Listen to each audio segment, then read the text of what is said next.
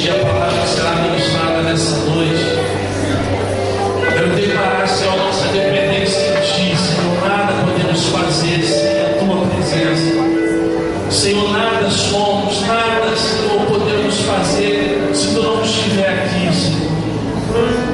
Oh, Pai, que o teu Espírito, Senhor, conduza essa palavra, essa mensagem, e que cada coração seja alcançado nessa noite. Que cada coração, Senhor, seja transformado no alvo, e essa palavra seja uma flecha polida e acerte em cada coração nessa noite. Deus, em nome de Jesus, fala, Senhor, os nossos corações, traga transformações às nossas vidas.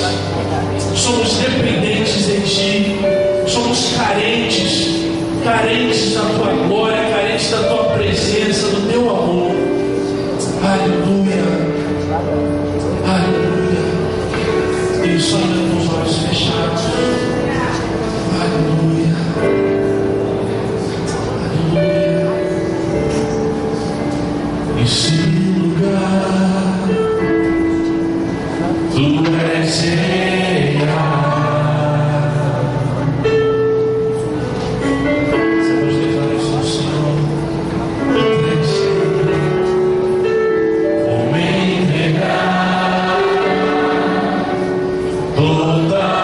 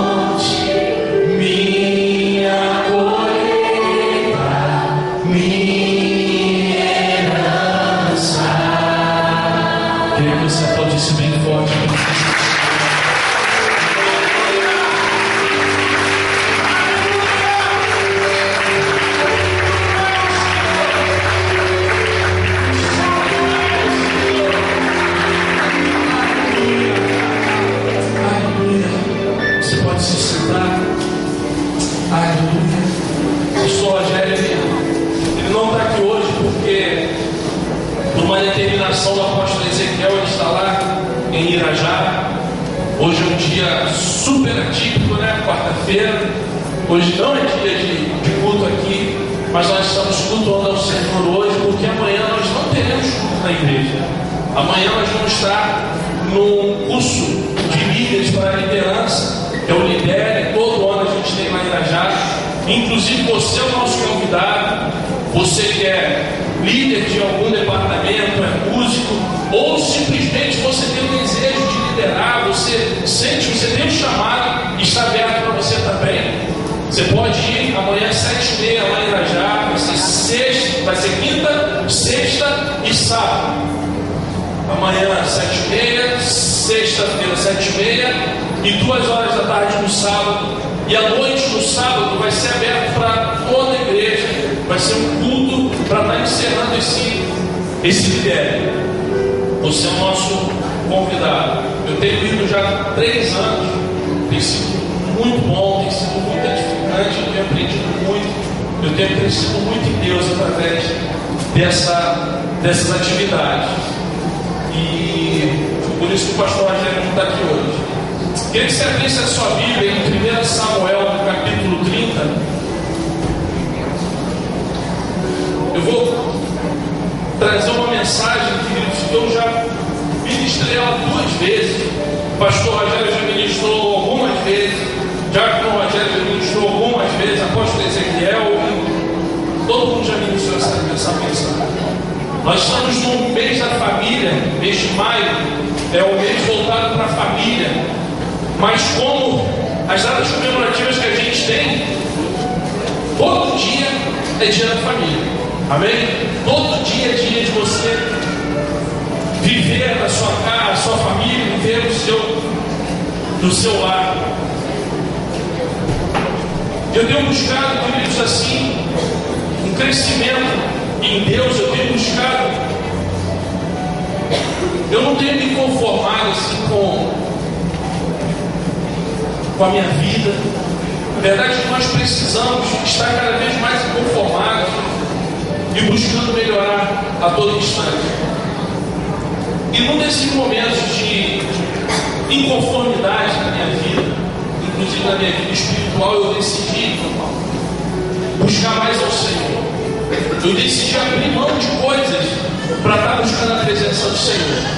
E uma forma, eu estava até falando com o grupo familiar ontem, uma forma de fazermos alguma coisa para Deus é tirando alguma coisa que te faz muita falta. Muita falta. Porque é muito fácil você abrir mão daquilo que te faz falta. Então eu posso substituir. Mas eu tenho buscado a presença do Senhor e o compromisso que eu tenho com Ele é de que toda vez que eu for buscá-lo, será pela madrugada. Eu vou tirar algo que é muito precioso para mim. 1 hora do meu sono. E às 3 horas da manhã eu tenho acordado para buscar o Senhor. Tenho acordado 3 horas da manhã. Eu tenho medo de acordar 3 horas da manhã. Que eu vou acordar mesmo depois, que eu já estou na sala. Porque até chegar na sala eu não lembro o que acontece. Deve ser sentido também. E nessas madrugadas o Senhor tem sempre me conduzido para esse capítulo de 1 Samuel, capítulo 30. E isso tem me incomodado. Porque quando Deus ele te desperta para alguma coisa, é porque Ele quer que você melhore nessa área que Ele está te despertando. Ele está te chamando a atenção para alguma coisa que Ele quer que você melhore. E é justamente na área da família. Eu tenho uma esposa, eu tenho 2 filhos, uma família bonita, um lar bonito, uma casa estruturada em Deus, na rocha. Mas nós precisamos melhorar cada dia. Porque se nós cairmos naquela de que está bom, a gente acaba permitindo que coisas aconteçam e a gente nem percebe o que está acontecendo. Temos vivido dias maus, principalmente relacionado à família. Hoje, o que era certo é errado e o que é errado estão colocando dentro das famílias, dizendo que é certo. E você tem presenciado isso na televisão, você tem presenciado isso nos jornais, você tem visto que o inferno ele tem atacado sutilmente, tentando destruir a família. E esse texto ele fala de alguém que era segundo o coração de Deus. Alguém que Deus falou, era um homem segundo o meu coração. E que num dado momento da sua história, da sua vida, ele precisou recorrer ao Senhor, porque ele estava vacilando nessa área, na área da família. Eu queria que você acompanhasse comigo 1 Samuel capítulo 30, a partir do versículo 1. Sucedeu, pois, que chegando Davi e os seus homens ao terceiro dia a Ziclag, já os amalequitas com ímpeto tinham dado sobre o sul e sobre Ziclag, e tinham ferido a Ziclag, e a tinham posto a fogo, e levaram cativas as mulheres que estavam nela. Porém, a ninguém mataram, nem pequenos, nem grandes, tão somente os levaram consigo e foram pelo seu caminho. E Davi e os seus homens vieram à cidade, e eis que estava queimada a fogo, e suas mulheres, seus filhos e suas filhas eram levados cativos. Então Davi e o povo que se achava com ele alçaram a sua voz e choraram, até que neles não houve mais força para chorar. Vamos dar uma paradinha aqui e vamos comentar um pouco acima do que aconteceu lá nessa cidade chamada Ziclag. Queridos, eu consigo identificar Ziclag como a nossa casa, o nosso território, a nossa família, a nossa vida. E muitas das vezes a nossa Ziclag está sendo atacada, está sendo saqueada ou está sendo sitiada. O inimigo ele tem se colocado ao nosso derredor, como a própria palavra diz, bramando como um leão. Ele tem tentado ferozmente entrar dentro da sua casa para destruir a sua vida, a sua família. E de repente hoje você está passando por essa situação. Você de longe você está vendo sinal de fogo na sua cidade, na sua casa, no seu território. E Davi, ele estava vindo de um lugar, ele estava vindo de uma guerra. E o que eu vejo nisso daqui? E compartilho com vocês. O primeiro ponto é que Davi estava ausente. Para a cidade dele, para a casa dele ser saqueada, ser sitiada, ser tomado a sua mulher, os seus filhos, Davi estava ausente. E como nós temos visto a ausência dentro dos lares?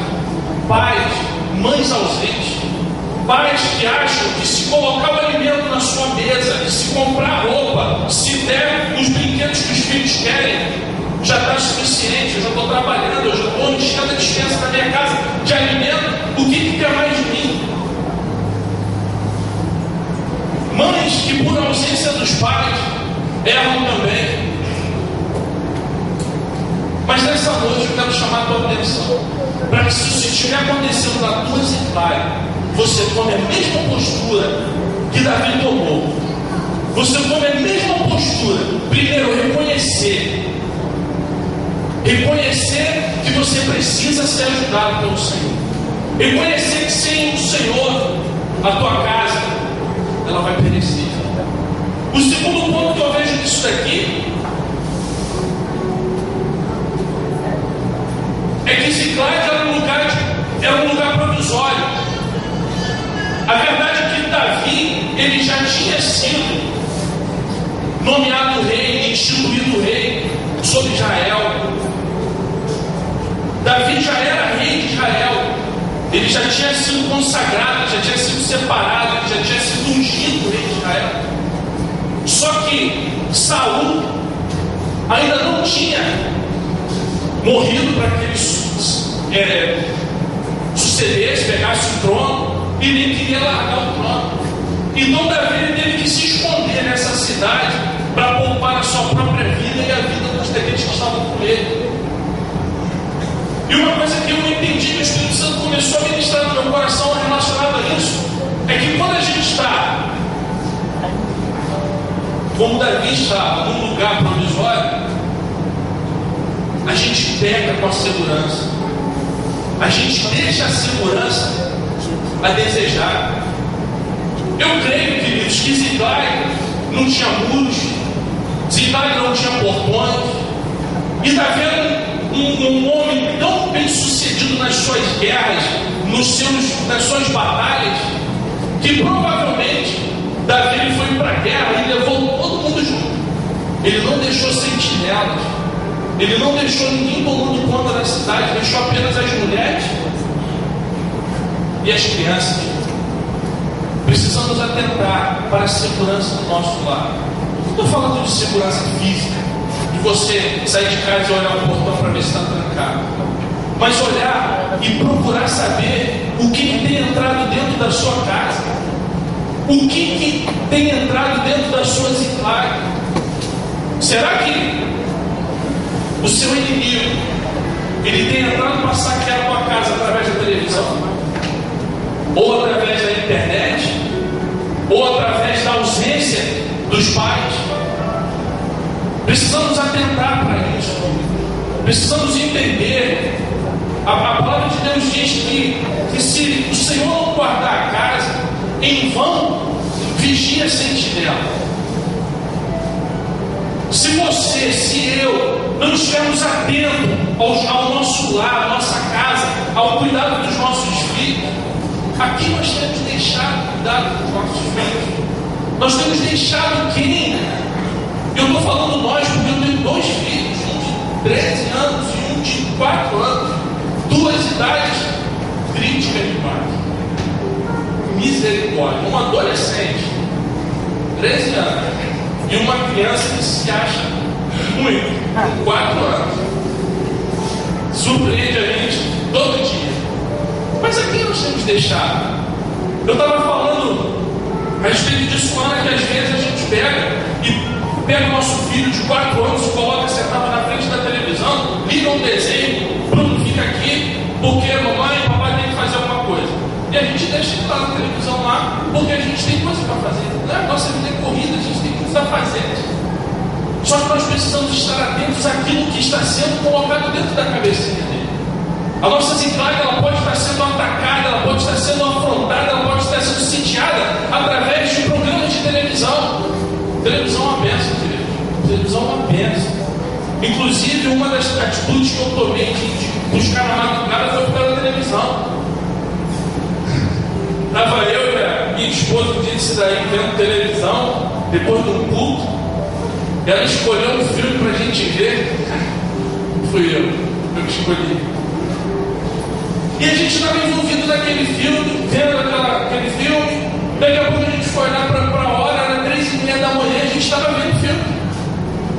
Meu Deus, por que a gente passa tanto tempo vendo coisas que não edificam e a gente não pode passar um instantezinho na presença do Senhor?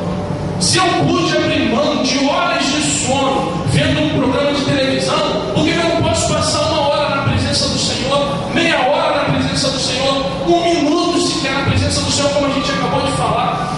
Vale mais 1 minuto na presença do Senhor do que 1000 anos longe da presença dele. O quarto tópico aqui que eu abordei é que as pessoas não eram preparadas para o dia mau.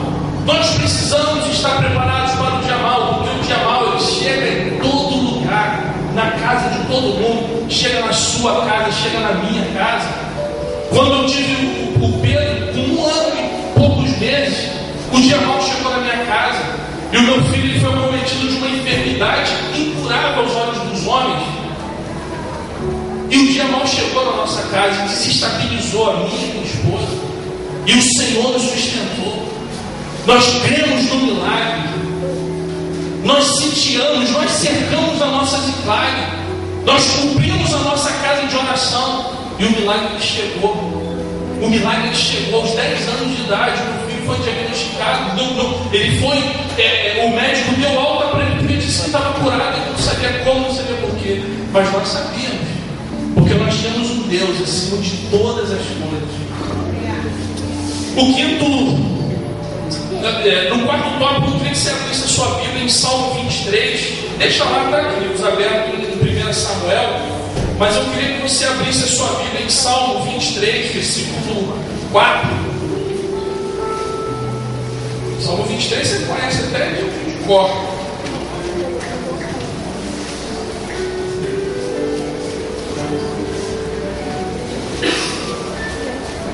Queridos, esse salmo é tão lindo que a gente não vai ler só 4, vamos ver ele tudo, ele é pequeno.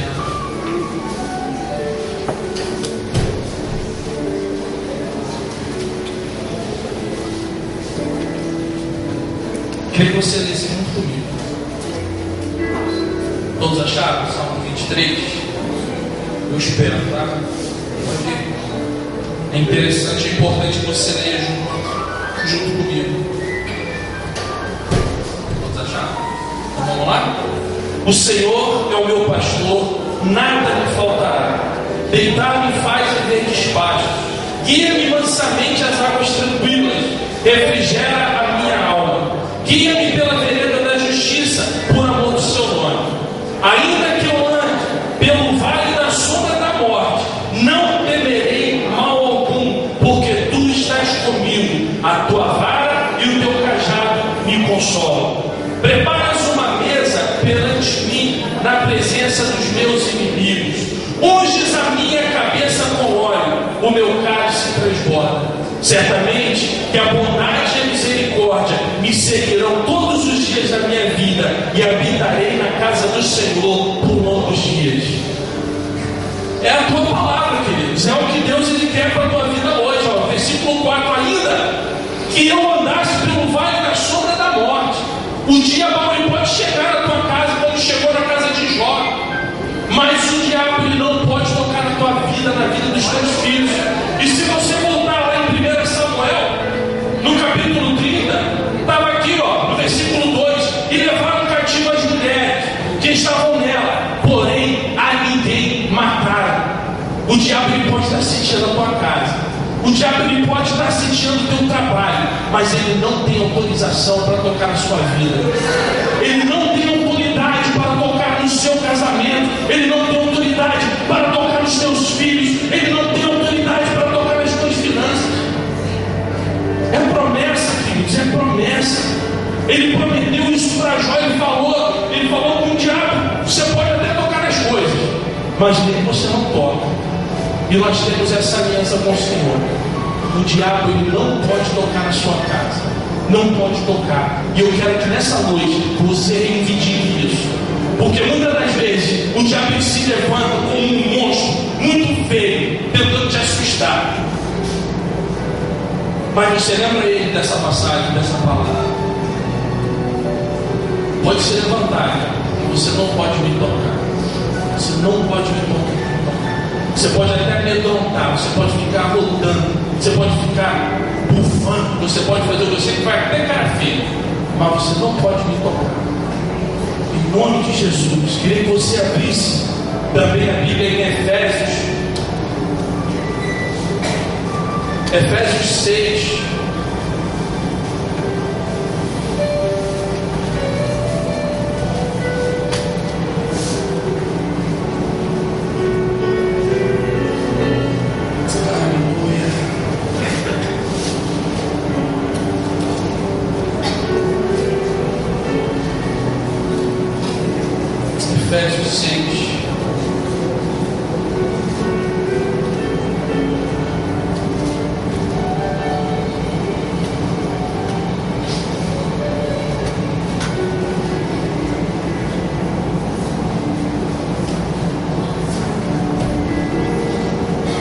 Efésios 6.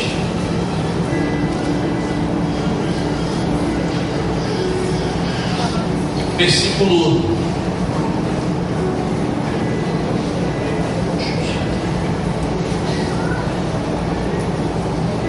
Versículo 13. Portanto, tomai toda a armadura de Deus, para que possais resistir ao dia mau, e havendo feito tudo, ficai firmes. Precisamos estar nos protegendo, precisamos estar. Mas como nós vamos fazer isso? Como nós vamos fazer isso? Volta lá para 1 Samuel. A gente ainda está chegando onde eu quero chegar.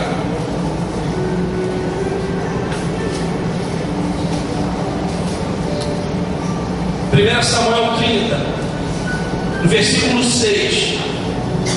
E Davi muito se angustiou, porque o povo falava em apedrejá-lo, porque o ânimo de todo o povo estava em amargura. Queridos, poucos conhecem a minha história, porque eu sou uma pessoa tímida e reservada com relação às minhas histórias, mas é algo sério. Há uns 10 anos atrás, o dia mal chegou na minha casa e eu fui demitido de um bom emprego. E essa demissão ela me trouxe muitos problemas, porque eu tinha acabado de financiar uma casa, eu tinha assinado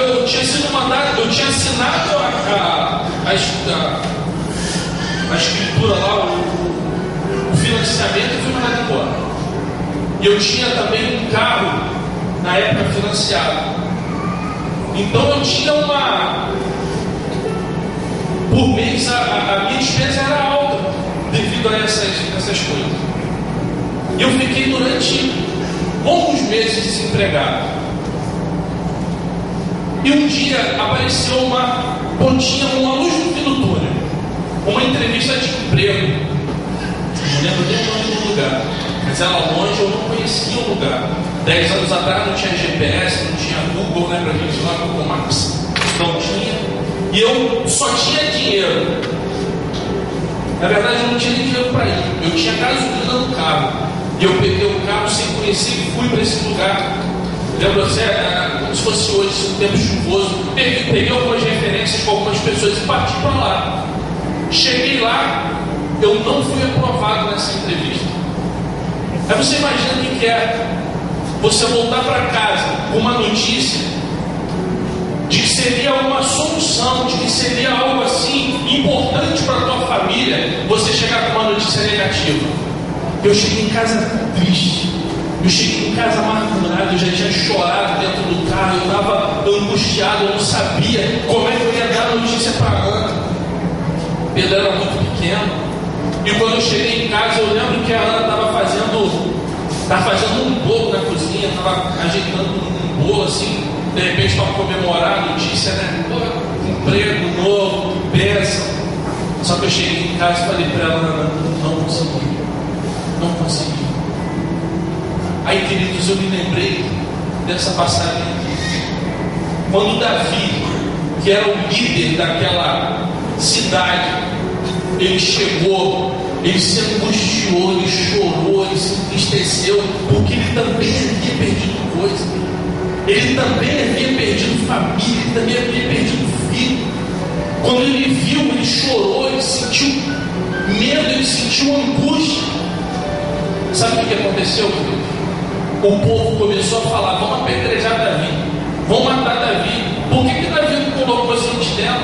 Por que Davi não guardou? Por que a gente foi todo mundo para lutar? Você consegue identificar o que eu estou querendo te dizer? Que a mulher sábia, ela edifica o lar e a tola ela destrói. Aquela mulher rixosa, que ao invés de chegar para o marido e falar, meu bem, você vai conseguir da próxima. Deus está no controle de todas as coisas.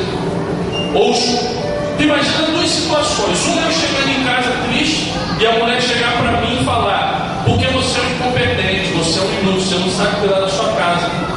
Ou outra chegar para você e falar assim, Deus está no controle de todas as coisas e você vai conseguir da próxima vez. A mulher sábia edifica o lar. E foi assim que eu fui recebido em casa. Isso me deu forças para eu conseguir alcançar, para eu conseguir passar por aquilo. E Davi, diferente de mim, ele foi ameaçado de morte, passando por tudo que todo mundo estava passando. Davi muito se angustiou, porque o povo falava em apedrejá-lo, porque o ânimo de todo o povo estava em amarguras, cada um por causa dos seus filhos e das suas filhas. Pessoas que cuidam primeiro de si e depois olham por intimidade. Pessoas que buscam seus próprios interesses para depois olhar o interesse dos outros. Pessoas que quando chegam na panela para tirar a comida, pegam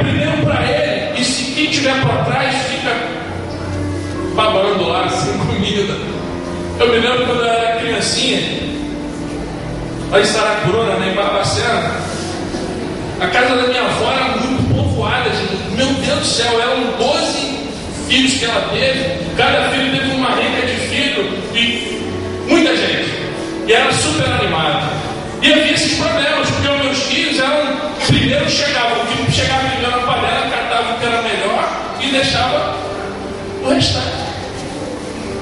E assim aconteceu aqui, ó. Cada um buscava o seu próprio interesse. Mas aí, o que Davi fez? Se esforçou no Senhor, seu Deus. E a nossa postura hoje é qual? Vamos nos esforçar no Senhor. Aí a história começou a ser mudada, porque ele entendeu que mesmo sitiada aquele lugar, ele precisava tomar uma postura de líder da sua casa. E agora eu chamo a atenção para aqueles que são líderes dos seus lares, homens e mulheres, líderes das suas casas, a importância de sermos sacerdotes da nossa casa. Deus nos instituiu sacerdotes. E no versículo 7, a palavra diz assim: e disse Davi a Abidá, o sacerdote, filho de Ahimelec: traze-me, peço-te, aqui o éfode. E Abiatar trouxe o éfode a Davi. O que é éfode? Eu sei o que é éfode, eu anotei aqui, tá vendo? Éfode era uma estola sacerdotal, era uma vestimenta que o sacerdote usava para entrar na presença do Senhor, para entrar na presença de Deus, para falar com Deus. E Davi, depois de ter se angustiado, depois de ter chorado, depois de ter se desesperado, ele falou: só quem vai conseguir resolver o meu problema é o Senhor. E buscou a presença de Deus. Então consultou Davi ao Senhor, dizendo: perseguirei a esta tropa, alcançá-lo-ei. E o Senhor lhe disse: persegue-a, porque de certo as alcançará e tu libertarás. Querido sacerdote do lar, é a nossa função como líderes da nossa casa. Sacerdote, a função do sacerdote, trazer a presença de Deus. A função do sacerdote, trazer a paz para dentro de casa através do Senhor. E quando alguém se levanta como sacerdote da sua casa, vamos organizar essa bagunça aqui, agora nós vamos consultar a Deus, agora a gente vai trazer Deus para dentro da casa. Deus, ele responde, e responde com fogo, porque Deus, ele gosta, ele ama a ordem, ele é um Deus de ordem. E abre lá em Apocalipse, eu vou te... De repente você está pensando que eu estou inventando isso da minha cabeça, mas não estou não. Não nada. Apocalipse 1, versículos 5 e 6. E da parte de Jesus Cristo, que é a fiel testemunha, o primogênito dos mortos e o príncipe dos reis da terra, aquele que nos ama e em seu sangue nos lavou dos nossos pecados e nos fez reis e sacerdotes para o Deus e Pai. A Ele glória e poder para todos sempre. Amém. Reis e sacerdotes, livre acesso ao trono da graça. Independente do que você está passando hoje, Deus, ele tem a resposta para você.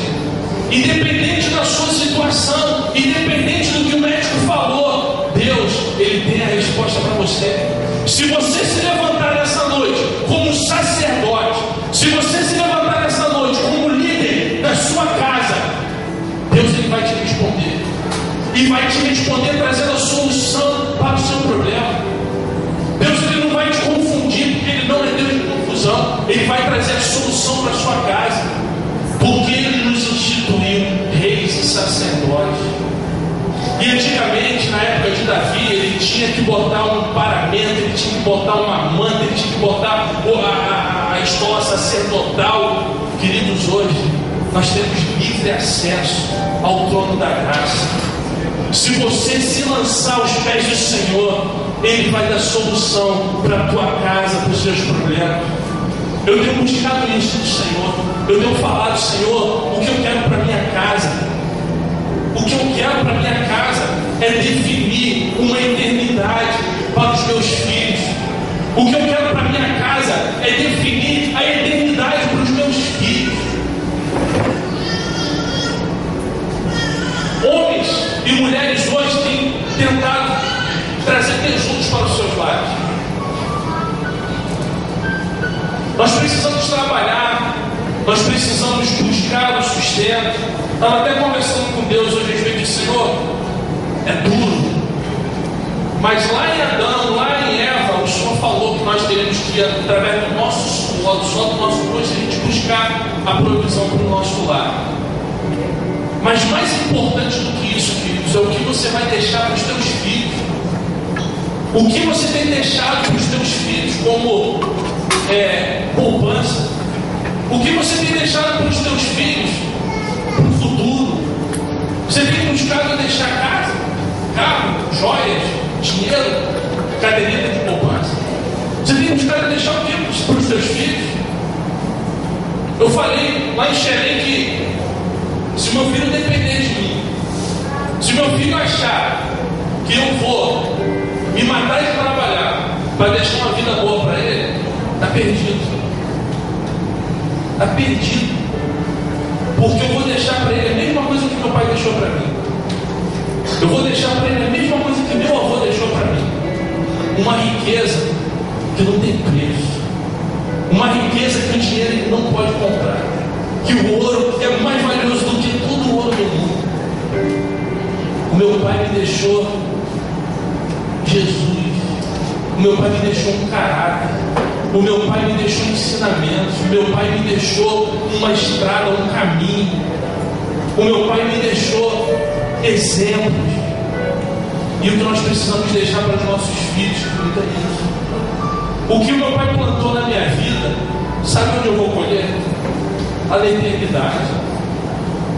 O que meu pai deixou para mim, o homem não pode roubar. Eu me lembro que quando eu era criança, hoje eu estou lembrando muito da minha infância, né? O meu pai chegava em casa, meu pai, a memória que eu tenho do meu pai era de um homem doente. Porque muito pequeno meu pai adoeceu. E a minha vida toda eu vi meu pai doente. Só que o meu pai não abria mão dos princípios bíblicos.